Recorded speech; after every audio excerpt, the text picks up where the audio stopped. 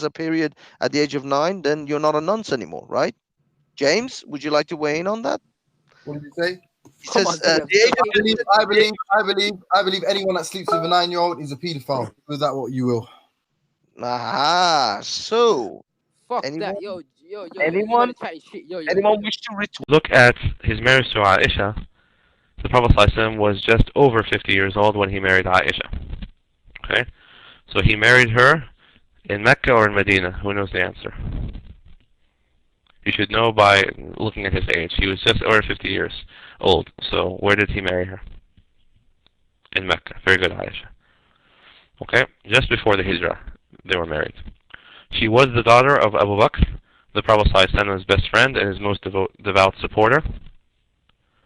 When we look at the authentic hadith on their marriage, there are many authentic narrations on this. There are 4 hadith narrations in Sahih al-Bukhari and 3 in Sahih Muslim, clearly all authentic, which have the following text.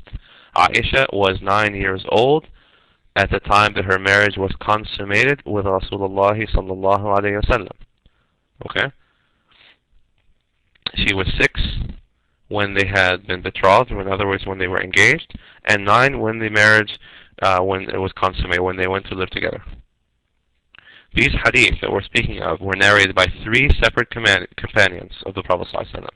So we have 3 entirely different chains, okay, going back to 3 different companions with essentially no variation between them.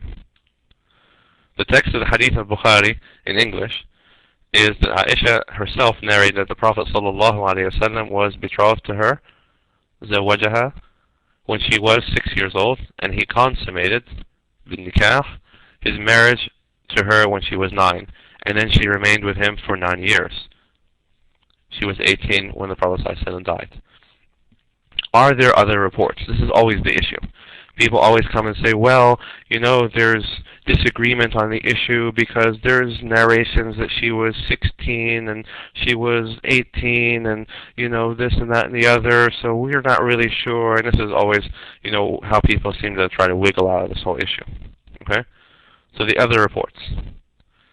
A hadith with basically the same text is reported in Sunan Abi Dawud. So now we have how many? How many hadith? I mentioned Bukhari, Muslim, and Abu Dawud. How many hadith are we talking about? Not 4. 4 just in Bukhari. 8. Very good. So we have 4 in Bukhari, 3 in Muslim, and now 1 in Abu Dawud. All being Sahih. All these are authentic hadith. Other texts which are written, which claim different ages for Aisha at the time of her marriage, exist, but none of them are authentic. None of them. Not one of these texts, not one of these hadith is authentic. So then the evidence is clear. It is undeniable. There is no knowledgeable Muslim who, following the Sunnah of the Prophet ﷺ, who can reject it. If you're going to reject, you're going to then tell us then that Al-Bukhari has mistakes. And there has been no scholar which has come and has said that there is one hadith in Sahih al-Bukhari which is defective. Not one hadith in its entirety is defective in Sahih al-Bukhari. As a period at the age of 9, then you're not a nonce anymore, right? James, would you like to weigh in on that?